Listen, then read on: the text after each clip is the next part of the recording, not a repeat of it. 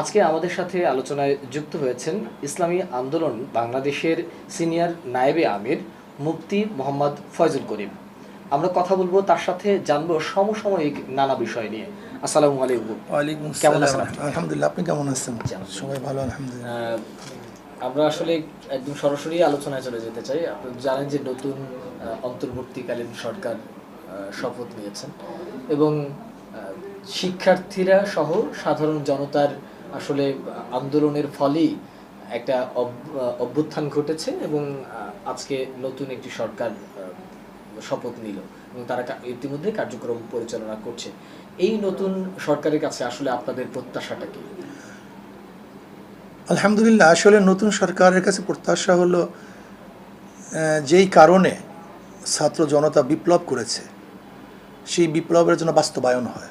জুলুম, নির্যাতন, অবিচার, এর থেকে মানুষ নিস্তার পায়, শান্তি পায়, তারা যেন নিরাপদে বসবাস করতে পারে, মানুষের অধিকার যেন প্রত্যেকটা মানুষ ফিরে পায়, আয়নাঘর যেন তৈয়ার না হয়, জুলুমের শিকার মানুষ না হয়, বৈষম্য বিরোধী আন্দোলন।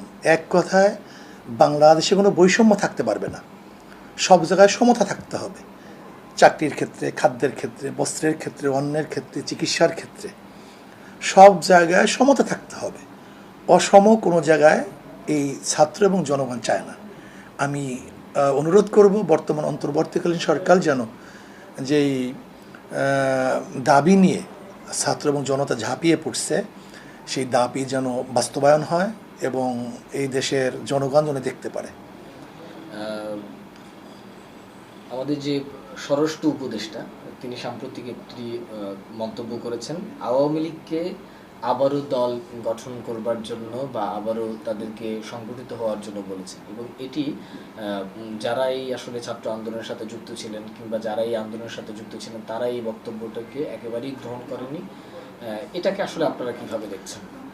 আসলে হঠাৎ করে উনি যে বক্তব্য দিয়েছেন, এই বক্তব্যটা কেন দিয়েছেন, কোন উদ্দেশ্যে দিয়েছেন আমি জানি না, কিন্তু আন্দোলন এবং তার বক্তব্য এটা সাংঘর্ষিক।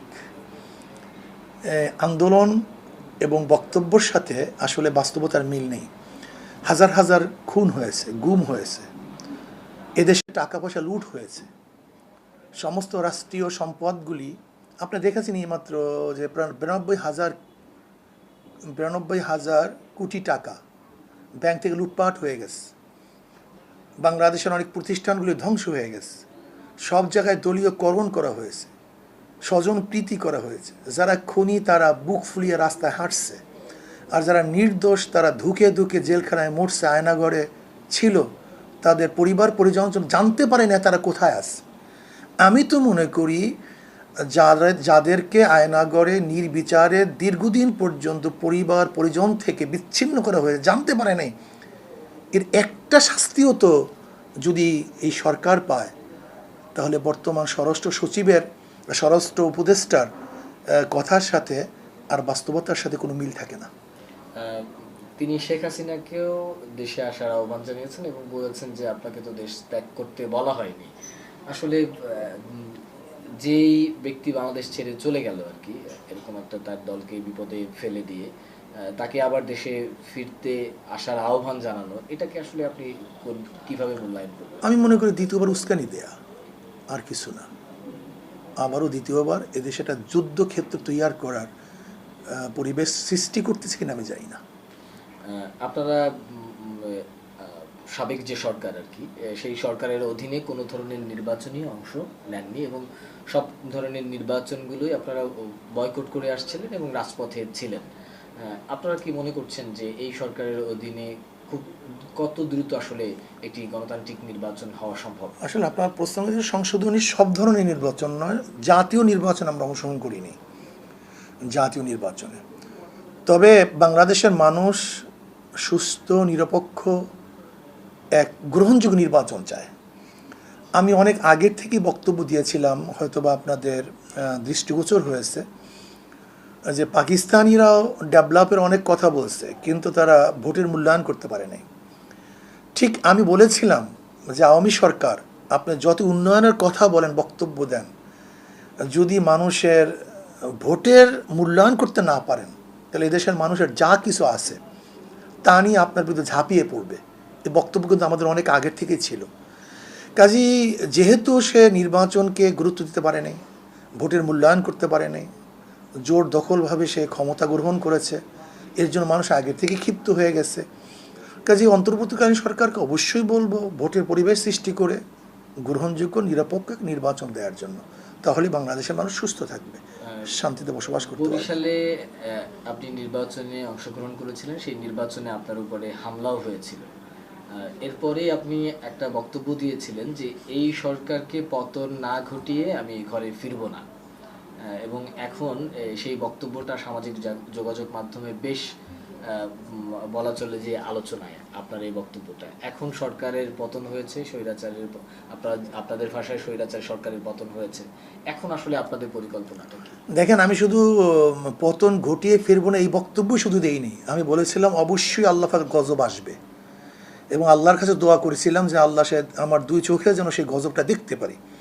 কাজে আল্লাহ পাকে শুকরিয়া আদায় করতেছি, আমার উপরে এবং আমাদের উপরে বাংলাদেশের জনগণের উপরে যেই জুলুম, অত্যাচার, অবিচার করা হয়েছিল, আল্লাহ পাক তাদের উপর গজব নাজেল করছেন, দুই চোখে দেখছি, এটা আল্লাহ পাকের শুকরিয়া।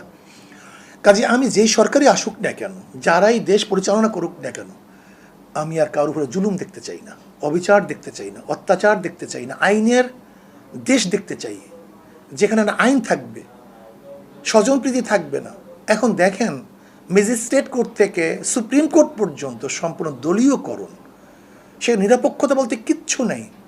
সরকার বলছে যে কোঠা থাকবে না, নাই, আছে, আছে। তাহলে দেখা গেল সরকার আগে কীভাবে বলতে পারলো যে সুপ্রিম কোর্ট অবশ্যই তোমাদের এমন রায় দিবে যারা তোমরা পছন্দ করবা, সে জানলো কীভাবে?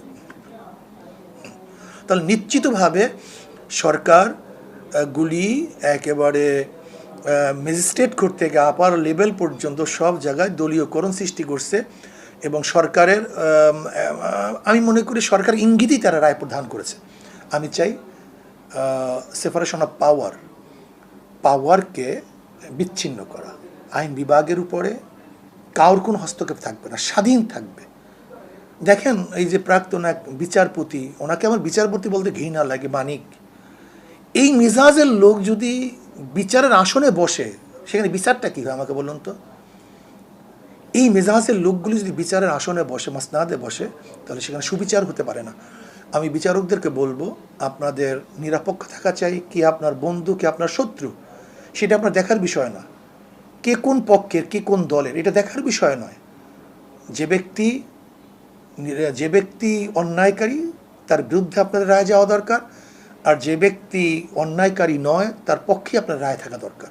এইটা আমার বিচারকদের প্রতি অনুরোধ থাকবে। আগামী নির্বাচনকে, জাতীয় নির্বাচনকে সামনে রেখে আসলে কি ধরনের প্রস্তুতি আপনারা নিচ্ছেন, এবং আপনাদের কি আসলে 300 আসনে নির্বাচন করার সক্ষমতা কতটুকু আসলে আছে? দেখেন, আমরা তো নির্বাচনমুখী এক দল, আমরা নির্বাচনের জন্য সারা বছরই কাজ করি।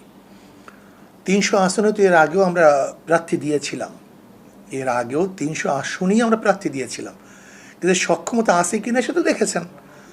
বাকি ব্যাপারটা হলো, এদেশের মানুষ দুই ভাগে বিভক্ত হয়ে গেছে অলরেডি আগের থেকে। আমরা চাইতেছি যে দলীয় ভাগে বিভক্ত না হয়ে আদর্শ দিকে বিভক্ত হওয়া দরকার। আমাদের বহু সমস্যা হলো, দল যদি খারাপ করে তাহলে সেটা আমরা গ্রহণ করি, দল ভালো করলেও গ্রহণ করি, খারাপ করলেও গ্রহণ করি। আসলে এটা বিবেকবান মানুষের এইটা লালন করা ঠিক না। বরং আমি একজন বিবেকবান হিসাবে আমার উচিত ছিল, যদি দল ভালো করে তাহলে ভালোর পক্ষে থাকবো, যদি খারাপ করে তাহলে আমি খারাপের বিপক্ষে চলে যাব। এই জন্য আমি বলবো, দেশের জনগণকে দলকানা না হয়ে আমরা নিজেদেরকে, এই দেশকে, এই জাতিকে বাঁচাবার জন্য সৎ এবং সুন্দর এক আদর্শের প্রতি আগ্রহশীল হই, সেইটাকে নির্বাচন করি। আমি মনে করি ইসলামী আদর্শ ব্যতীত এদেশ কোনোদিন শান্তি থাকবে না, শান্তি আসতে পারে না। এই জন্য বাংলাদেশের 92% মুসলমানদেরকে বলবো, আসুন ইসলামের সুশীল ছায়াতলে আপনারা আসুন। ইসলামী নীতি আদর্শ বাস্তবায়ন হলেই মুসলমান, হিন্দু, খ্রিস্টান, বৌদ্ধ, যে যত ধরনের মানুষ আছে না, সবাই শান্তিতে বসবাস করতে পারবে। যখন এটা বললেন, আমাদের অনেক দর্শক আমাদেরকে এই বিষয়টা জানতে চেয়েছে যে আপনারা আসলে ইসলামিক দলগুলো সবাই মিলে একটা ঐক্যে যাবেন কিনা, এরকম কোনো পরিকল্পনা না, এটা তো আপনাদের আমাদের আছে? আছি। আমরা তো আগেই বলছি ইসলামিক আমাদের সমমনা দলগুলিকে নিয়ে তো ঐক্য করার চেষ্টা আমরা করতেছি, অভ্যুত আছে, এবং আমাদের চেষ্টা থাকবে যে ইসলামিক দলগুলি ঐক্যবদ্ধভাবে আমরা নির্বাচনে অংশগ্রহণ করি।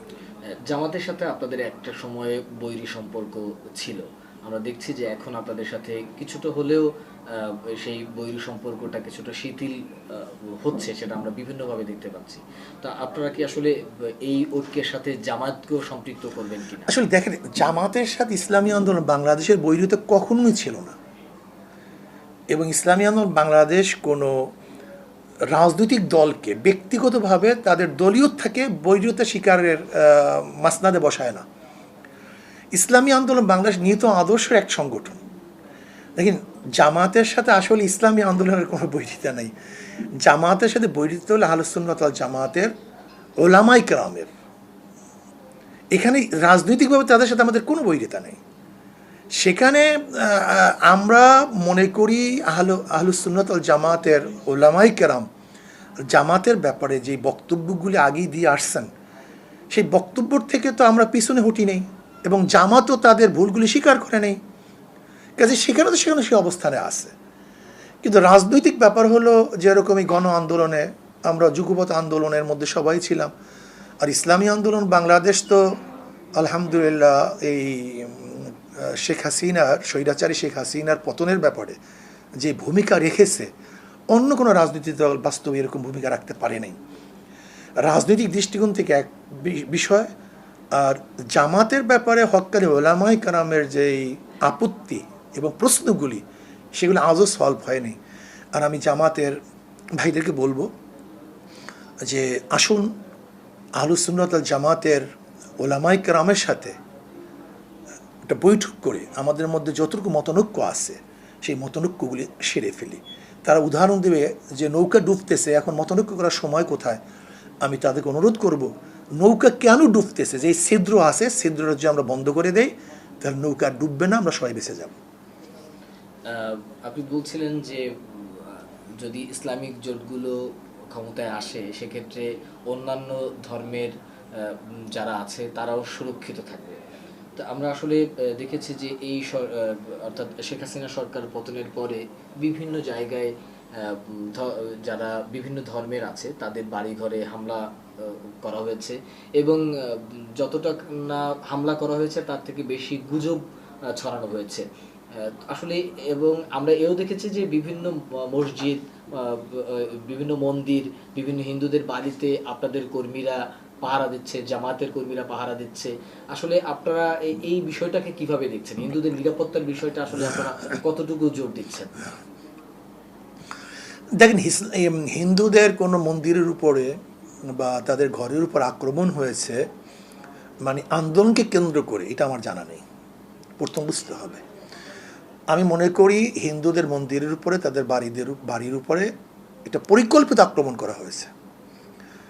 আমি হিন্দু ভাইদেরকে বলবো, আপনারা সুনির্দিষ্টভাবে আমাদেরকে দেন যে কোন এলাকায় কোন জায়গায় কারা আক্রমণ করেছে। কিন্তু আপনি ইদানিং দেখেছেন বহুত রিপোর্ট এসছে যে গুজব না, শুধু হিন্দুরা পরিকল্পিতভাবে নিজেরা মন্দির ভেঙ্গে, কেন তাদের মন্দিরের উপর আসলে তাদের আস্থা নেই, আসলে তাদের মূর্তির উপর তাদেরই আস্থা নেই। আমরা বহুত রিপোর্ট আপনাকে দেখাতে পারবো, হিন্দুরা নিজেরা তাদের প্রতিমা ভেঙ্গে তারপর মুসলমানদের উপরে অভিযোগ দিছে। এরকম একটা দুইটা না, বহুত। এইবারও সে অভিযোগ দিবে এরকম একটা আশঙ্কা আমাদের ছিল। এর ইসলামী আন্দোলন বাংলাদেশ এবং অন্যান্য সংগঠনের লোকগুলি বা সাধারণ জনগণ, মাদ্রাসার ছেলেরা, তার আগের থেকেই মন্দিরগুলি পাহারা দিছে, যা চিন্তাও করতে পারবে না। আমরা যখন মন্দিরে পাহারা দেওয়ার কাজ শুরু করছি, তখন কেউ চিন্তাও করতে পারে নাই ইসলামী আন্দোলন বাংলাদেশ এই কাজটা শুরু করছে, আমাদের করতে হবে, এটা আগে চিন্তাও করতে পারে না, কারণ আমরা জানি তারা এই কাজটা করবে। কাজেই এখন হিন্দুদেরকে সামনে রেখে আওয়ামী লীগ ব্যাক থেকে নতুনভাবে এক হট্টগোল সৃষ্টি করার চক্রান্ত করতেছে।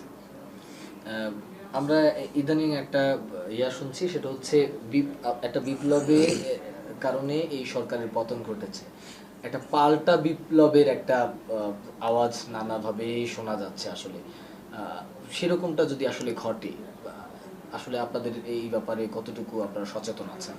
প্রতিবিপ্লব ঘটাতে এত সহজ না, এটা কঠিন ব্যাপার। আর বাংলাদেশের জনগণ তো ঐক্যবদ্ধভাবে, এখানে আওয়ামী লীগ এন্টি আওয়ামী লীগ সবাই কিন্তু এক ছিল, এবং মানুষের রাস্তায় নেমে আসার এরকম দৃশ্য গোটা বিশ্ব দ্বিতীয়বার দেখছে কিনা আমার জানা নেই। একত্র এরকম ঘটনা ঘটেনি, এত মারাত্মক অবস্থা। যদি আওয়ামী লীগ দ্বিতীয়বার প্রতিবিপ্লব ঘটাবার চিন্তা করে, এটা তারা ভুল করবে, এটা তাদের জন্য ঠিক হবে না, বরং রক্তপাত হবে, মানুষের জীবনের ক্ষয়ক্ষতি হবে, মাল সম্পত্তির ক্ষয়ক্ষতি হবে। কাজে আমি আওয়ামী লীগকে বলবো এইটা যেন না করে, স্বার্থের জন্য, ক্ষমতার জন্য দ্বিতীয়বার আমরা রক্ত আর দেখতে চাই না। 15 আগস্ট এত বছর জাতীয় একটা ছুটি ছিল বা জাতীয়ভাবে এটি উদযাপন করা হতো। আসলে এখন আপনারা এই ব্যাপারে নতুন সরকারের কাছে কোনো প্রস্তাবনা দিয়েছেন কিনা, বা আসলে আপনাদের পরিকল্পনা? ধরে নেন 15 আগস্ট এইটা হয়েছে, আবার এখন বলবে আবু সাঈদের সময় এটা হবে, আবার কেউ বলবে মুগ্ধর সময় এটা হবে, কেউ বলবে অমুক সময় এটা হবে।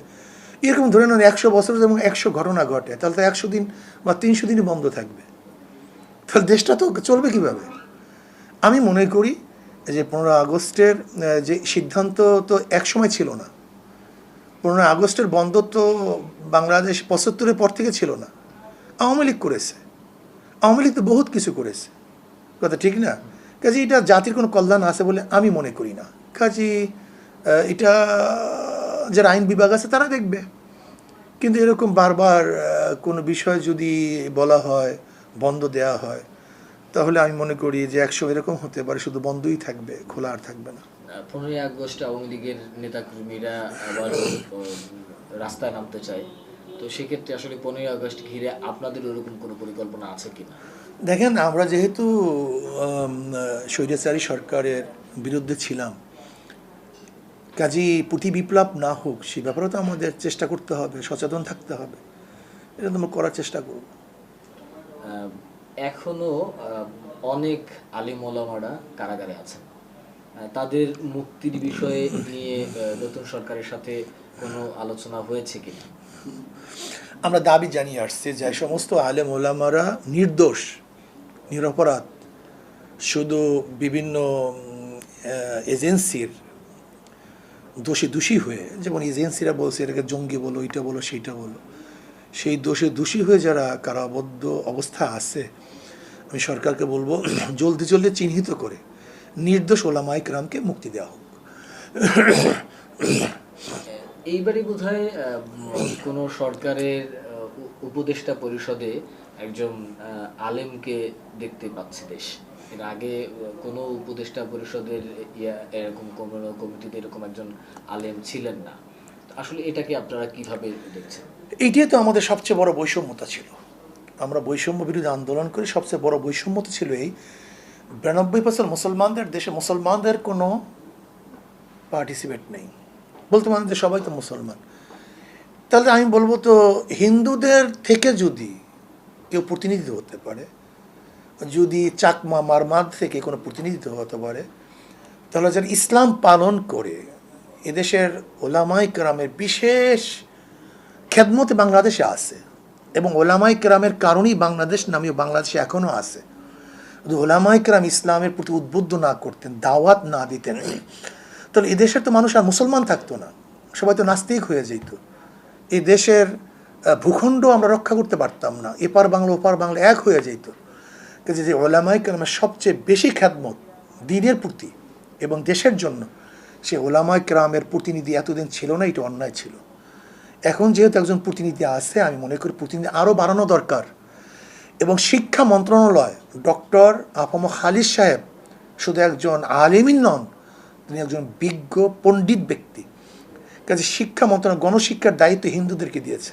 এদেশে 92% মুসলমানদের দেশের গণশিক্ষার দায়িত্ব, এটা কি হিন্দুদের কাছে দেওয়া উচিত কিনা? বলবেন হিন্দু বলতেছেন কেন? আমি বলছি আগেই সে তো হিন্দু প্রতিনিধি, সে তো নির্বাচিত হয় না, সে তো হিন্দুদের থেকে প্রতিনিধি হয়েছে। যদি জনগণের ভোটে নির্বাচিত হয়েছে তাহলে আমি বলতাম সে প্রতিনিধি, কিন্তু এখন আমি তাকে বলবো হিন্দু প্রতিনিধি। না, সেক্ষেত্রে তো তারাও বলতে পারে যে ধর্ম তো বাংলাদেশে অন্যান্য আরো ধর্ম আছে, তাহলে ধর্ম মন্ত্রণালয় তো একজন মুসলমানকে বা আলেমকে দেওয়া হচ্ছে, তাহলে তো তারাও তো সেই জায়গা থেকে নিজেদেরকে। অ্যাকচুয়ালি শিক্ষা আর ধর্ম, শিক্ষা আর ধর্মের মধ্যে হাজারো ডিফারেন্স আছে। শিক্ষা হলো বেসিক। আমি কার কাছে বেসিক দেখেন, আমি এই কথা বললাম কেন, এই কারণটা কি, দেখেন বিগত দিনে শিক্ষা ব্যবস্থার মধ্যে কি ঘটনা হয়েছে। সেখানে মুসলমানদের বইয়ের মধ্যে, মুসলমান ইসলাম শিক্ষার মধ্যে হিন্দুদের দেবদেবী ঢুকিয়ে দেওয়া হয়েছে। এটা কারণটা কি? বেশিরভাগই আপনাদের এই পাঠ্যপুস্তক নিয়েই বেশিরভাগ সময় আপনাদেরকে রাস্তায় থাকতে হয়েছে। এর কারণটা আমি এই কথা বললাম অনেক দুঃখের সাথে, যেটা পরিকল্পিতভাবে, ভারত পরিকল্পিতভাবে এদেশের ইসলাম মুসলমানদেরকে একেবারে ধ্বংস করার চক্রান্ত শিক্ষা লেভেল থেকে শুরু করছে। তাহলে এতদিন তো ধরেন আপনারা বলছিলেন যে ভারতের একটা সরকার ছিল, কিন্তু এবারের যে সরকার সেটা তো আপনাদের সবার সরকার, গণমানুষের সরকার। তাহলে এবারে আসলে শিক্ষা মন্ত্রণালয়টা আপনারা সেরকম ভাবে প্রস্তাব করতে কেন পারলেন না? দেখেন বর্তমানে যে সমস্ত অন্তর্বর্তীকালীন সরকার যারা গঠন করছে, আমি একজন, বা আমাদের ইসলামী আন্দোলন বাংলাদেশ যেই রোল প্লে করছিল আন্দোলনে, সেইভাবে কিন্তু তারা আমাদেরকে গুরুত্ব দেয়নি। ইসলামী আন্দোলন বাংলাদেশ প্রথম থেকে যেইভাবে এই সরকার, স্বৈরাচারী সরকারকে হটাবার চেষ্টা সাধনা আন্দোলনে সম্পৃক্ত ছিল, কিন্তু তারা আমাকে জিজ্ঞাসা করে না, আমাদের কাছে জিজ্ঞাসা করে নাই। যদি আমাদের সাথে পরামর্শ করতো তাহলে আমরা পরামর্শ দিতাম। যে বাংলাদেশে 92% মুসলমান বাংলাদেশের জনগণের চিন্তা এবং ভাবনার বাহিরে গিয়ে কেউ কিছু করতে পারবে না। আমরা পরামর্শ যদি নিত তাহলে দিতাম, কিন্তু তারা আমার এই বিষয়ে পরামর্শ চায়নি। দেশবাসীর উদ্দেশ্যে আসলে আপনাদের এখন বার্তা? আমি দেশবাসীকে শুধু বলবো, আমরা শান্তি চাই, মুক্তি চাই, সাম্য, মানবিক মর্যাদা, সামাজিক ন্যায় বিচার আমরা প্রতিষ্ঠিত করতে চাই। আমরা মারামারি চাই না, খুনাখুনি চাই না, ধ্বংস চাই না, অগ্নিসংযোগ চাই না, জুলুম অত্যাচার চাই না, জাগা দখল, চাঁদাবাজি এগুলি আমরা চাই না। প্রত্যেকটা মানুষ যেন শান্তিতে বসবাস করতে পারে, প্রত্যেকের অধিকার নিয়ে বসবাস করতে পারে, প্রত্যেকটা মানুষের আশরাফুল মাখলুকাত তাদের মর্যাদা অনুযায়ী চলতে পারে। এর জন্য আসুন আমরা কাঁধে কাঁধ মিলিয়ে এই দেশটাকে গড়ি, এই দেশটাকে সামনে অগ্রসর করার জন্য চেষ্টা করি। আমরা মারামারি কাটাকাটির থেকে এবং জুলুম অত্যাচার থেকে এবং মানুষেরকে হত্যা এবং খুন খারাপের থেকে নিজের হাতকে গুটিয়ে নিই, বরং মাজলুম মানুষের পাশে আমরা সবাই দাঁড়াই। এইটি আমার দেশবাসীর প্রতি অনুরোধ থাকবে।